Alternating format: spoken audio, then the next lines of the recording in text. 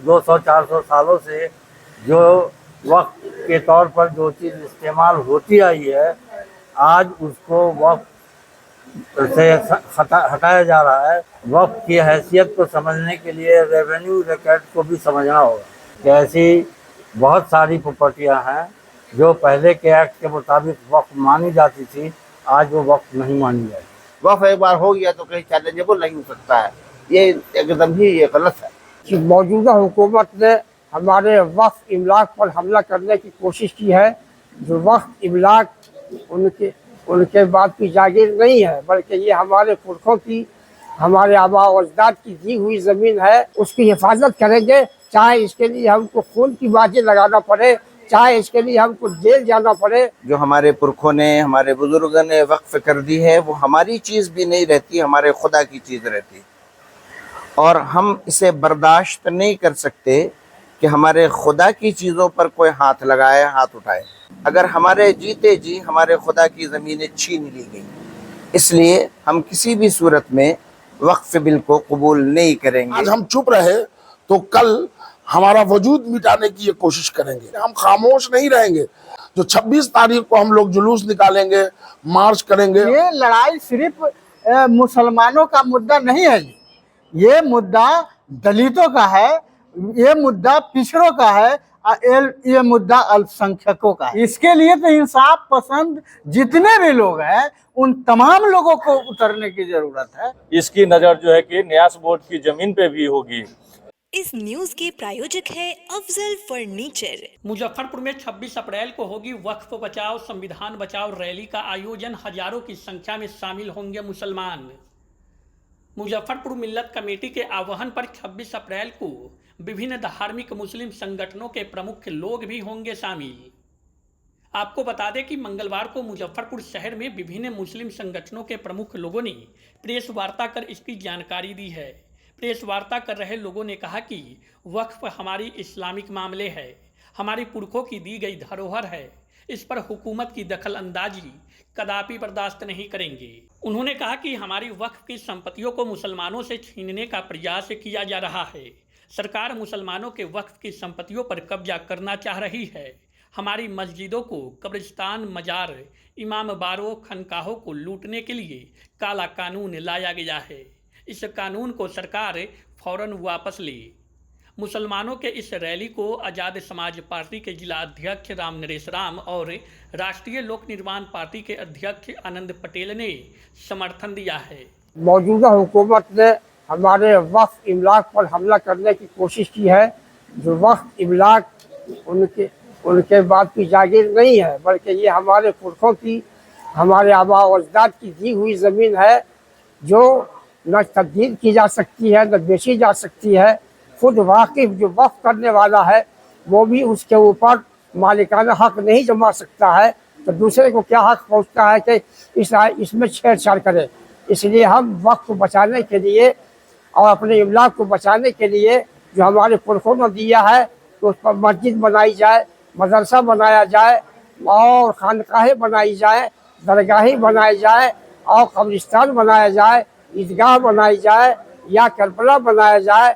हम उसके लिए लड़ने की कोशिश करेंगे और बचा करके उस पर उसकी हिफाजत करेंगे, चाहे इसके लिए हमको खून की बाजी लगाना पड़े, चाहे इसके लिए हमको जेल जाना पड़े, चाहे हमको इसके लिए जो कुछ भी करना पड़े। बहरहाल अपने वक्फ की ज़मीन को बचाएंगे और बचा करके अपने आबा और अजदाद के रूह को खुश करने की कोशिश करेंगे। हुकूमत ये चाहती है कि मुसलमानों से उसके जीने का हक, उसके अक़ीदे का हक सल्ब कर ले, छीन ले।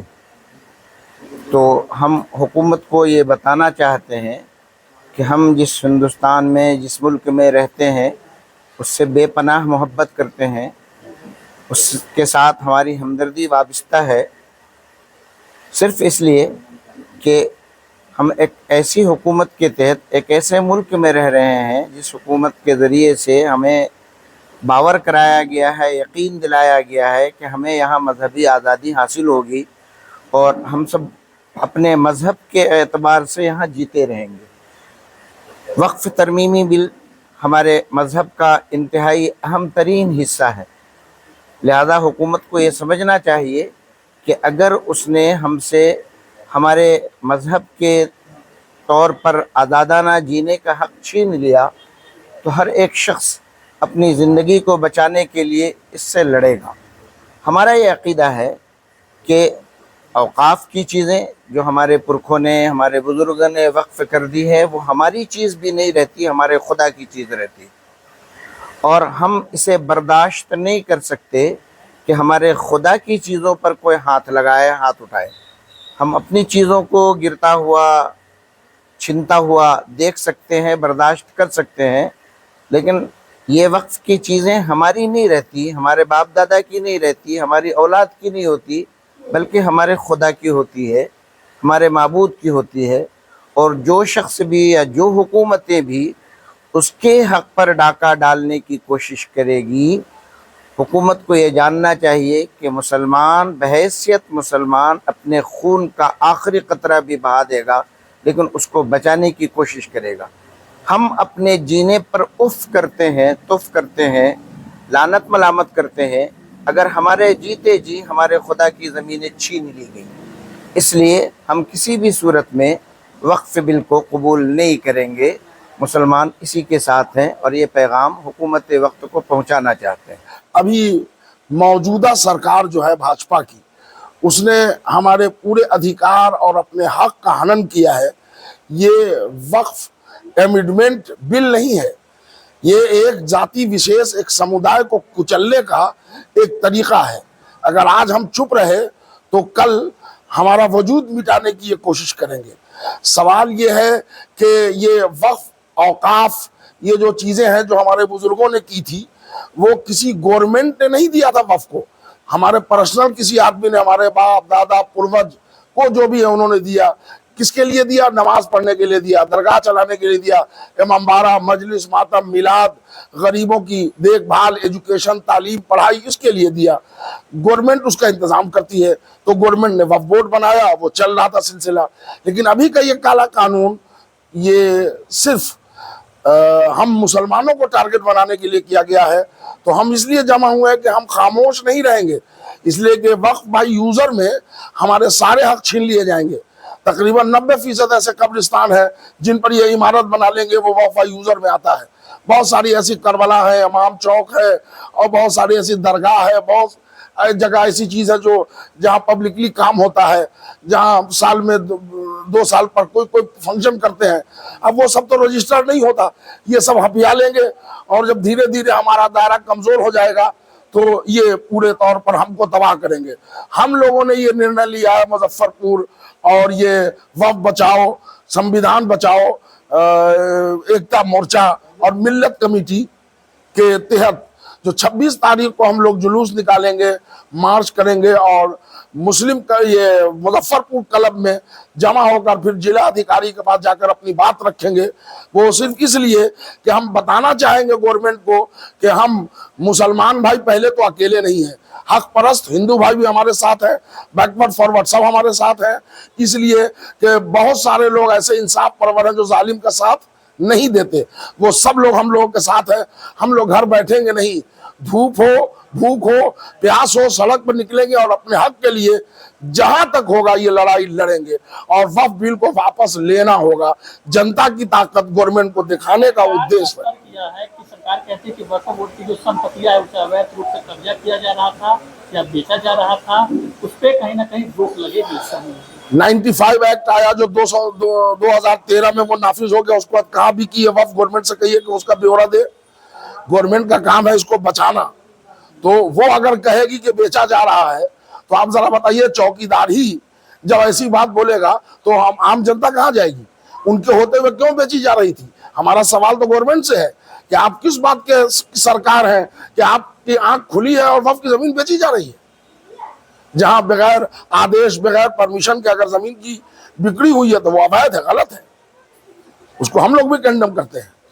हम लोग जो वक्फ अमेंडमेंट एक्ट 2025 है, उसके बहुत सारे अमेंडमेंट्स को मुसलमानों के लिए, वक्फ के लिए हानिकारक समझते हैं, नुकसानदेह समझते हैं, और उससे आपके संपत्ति छीन भी सकती है, और वो सारी संपत्ति जो अभी भी रजिस्टर्ड होना बाकी है वो अब रजिस्टर्ड नहीं होगी।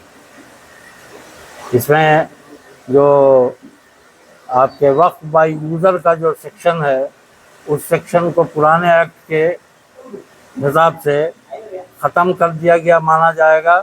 इसलिए इसमें जो रखा गया है शर्त वक्फ बाय यूज़र का, उसमें कहा गया है कि इस एक्ट के यानी अमेंडमेंट एक्ट के नाफिज होने के पहले जो रजिस्टर्ड हुआ है वो भी वक्फ इसी हालत में रहेगा कि अगर वो डिस्प्यूटेड नहीं हो और सरकार की संपत्ति नहीं हो। तो वक्फ की हैसियत को समझने के लिए रेवेन्यू रिकॉर्ड को भी समझना होगा। रेवेन्यू रिकॉर्ड में जो प्रॉपर्टी बाज़ाब्ते किसी डीड से है या किसी इकबाले से खरीदगी है और उसकी अंचल से रसीद कटती है, उसका लगान पेमेंट होता है, वो अफेक्टेड नहीं है इस अमेंडमेंट से। अफेक्टेड वो है जो 200-400 सालों से जो वक्त के तौर पर जो चीज़ इस्तेमाल होती आई है, आज उसको वक्त से हटाया जा रहा है, ख़त्म किया जा रहा है। मिसाल के तौर पर हम आपको बताएंगे कि 1955 के पहले ज़मींदार थे। ज़मींदारों के परमिशन से 100-200 साल से गैर मज़रूआ ज़मीन में कहीं कब्रिस्तान बना, कहीं मस्जिद बनी, कहीं ईदगाह बना, लेकिन न ज़मींदारों ने लगान लिया और ज़िम्मेदारी जाने के बाद अब अकेला ज़िम्मेदार बिहार सरकार है, उसने भी लगान नहीं लिया। 70 साल से बिहार सरकार के परमिशन से उसका इस्तेमाल वक्फ की हैसियत से हो रहा है, लेकिन इस अमेंडमेंट से अब वो वक्फ नहीं रहेगा, न उसका वक्फ रजिस्ट्रेशन हो सकता है। तो 80% वक्फ ऐसा ही है। गांव-गांव, देहात में आप जहां भी देखेंगे वहां के जो कब्रिस्तान, ईदगाह और आपके बहुत से मसाजिद हैं जो बिहार सरकार के खाते में दर्ज है। अब इस एक्ट के मुताबिक वो वक्फ नहीं रहेगा, जबकि पहले के एक्ट के मुताबिक वो वक्फ था, वक्फ बाय यूज़र था। तो ये सबसे बड़ा डैमेजिंग जो फैक्टर है कि ऐसी बहुत सारी प्रॉपर्टियां हैं जो पहले के एक्ट के मुताबिक वक्फ मानी जाती थी, आज वो वक्फ नहीं मानी जाएगी। ये सबसे बड़ा नुकसान है और इसको लेकर के हम लोग बहुत गमज़दा भी हैं और अफसोस भी कर रहे हैं। और आने वाले वक्त में ये फसाद का जड़ बनेगा, फसाद का खतरा है। ये सरकार चाहती है ये वक्फ बोर्ड की जमीन से बहुत सारे चीज़ें, मस्जिद है, आपको कब्रिस्तान है, बहुत सारे चीज़ है उसमें बना हुआ। साथ के साथ एक बहुत ज़्यादा गरीबों का भी बस्ती बना हुआ है, गरीब लोग भी उसमें जो है गुजर बसर कर रहे हैं वक्फ बोर्ड की जमीन में। लेकिन उन लोगों को भी तरह तरह के जो है तरीके से हटाना चाह रहा है। और उसमें एक कहिए कि मल्टीनेशनल कंपनियों का जो है द्वारा भारत के जो उद्योगपति है उनके हवाले करने के साजिश जो है से चल रहा है। इसीलिए जो है कहिए ये लड़ाई सिर्फ मुसलमानों का मुद्दा नहीं है, ये मुद्दा दलितों का है, ये मुद्दा पिछड़ों का है और ये मुद्दा अल्पसंख्यकों का है। और ये तीनों जो ताकत के खिलाफ लगातार भारतीय जनता पार्टी काम कर रही है, तो ये तीनों ताकत को एक साथ आना होगा। और इसी के लिए 26 तारीख को जो कहिए वक्फ बचाओ संविधान बचाओ के संयुक्त मंच के द्वारा जो है एक रैली का जो है प्रयोजन किया गया है। इसमें हिंदू, मुस्लिम, सिख, ईसाई तमाम तरह के लोगों को, यहाँ तक कि बौद्ध धर्म के भी जो मानने वाले जो लोग हैं उनको भी एकजुट होकर लाखों की संख्या में सड़क पर उतरने की जरूरत है। क्योंकि ये सरकार अगर डरती है तो सिर्फ आंदोलन से ही डरती है, ये सरकार पीछे बैक होती है तो सिर्फ आंदोलन से ही बैक होती है। इसका जो पहले बताया है वो सब उदाहरण है।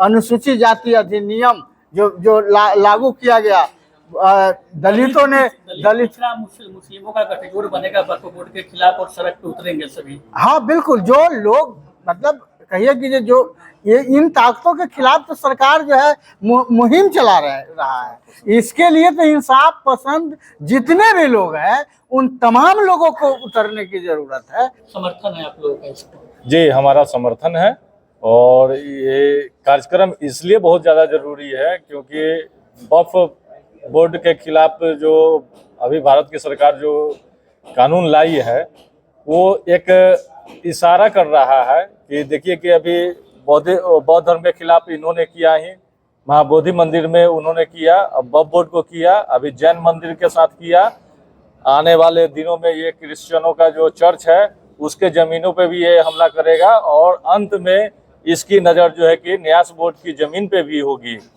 इसलिए हम लोगों का दायित्व तो बनता है कि सरकार की इस मंशा को विफल करने के लिए हम एकजुट होकर के अभी से ही हम लोग जो है कि इसके विरुद्ध में जो है कि धरना प्रदर्शन करें और इसको अपना कानून वापस लेने के लिए बाध्य करें। राम नरेश राम, आजाद समाज पार्टी जिला अध्यक्ष। ये सरकार ने खुलेआम एक झूठ का सहारा लेकर इसको आम आवाम में भ्रमित करने की कोशिश की है और इस बात को भ्रम फैलाने की कोशिश की है कि हम जिस पर हाथ डाल देते हैं वो वक्फ हो जाता है। वक्फ एक बार हो गया तो कहीं चैलेंजेबल नहीं हो सकता है, ये एकदम ही ये गलत है। वक्फ तभी होगा जो कि आज भी वक्फ बोर्ड गवर्नमेंट ऑफिशियल के अंडर में चल रहा है, कोई वक्फ मुसलमानों के किसी मठ इसके जरिए नहीं चल रहा है, गवर्नमेंट ऑफिशियल है वहाँ चलते हैं। हम कोई भी वक्फ जो वक्फ ट्रिब्यूनल में मामला आता है तो वहाँ के डिसीजंस को हम हाई कोर्ट में, जनरल कोर्ट में चैलेंज कर सकते हैं, सुप्रीम कोर्ट में चैलेंज कर सकते हैं। ये प्योर इस्लामिक मामला है और ये शरीयत से हमारे जुड़ा हुआ मामला है। इसकी हिफाजत, इसका ये करना हमारा शरीफ भी समाजी भी कर्तव्य है। चाहे उसी मिशन के लिए हम लोग उसके अपने दिन के बचाने के लिए, अपने वक्फ की जायदाद को रोकने के लिए 26 तारीख को एक बड़ी प्रोटेस्ट मार्च करने वाले हैं। शादी का फर्नीचर सेट 34,500 से स्टार्ट। AFZ फर्नीचर के ऑफिशियल YouTube चैनल पर विजिट करिए विशेष जानकारी के लिए और परचेज करिए बिहार के सबसे बड़े शोरूम से।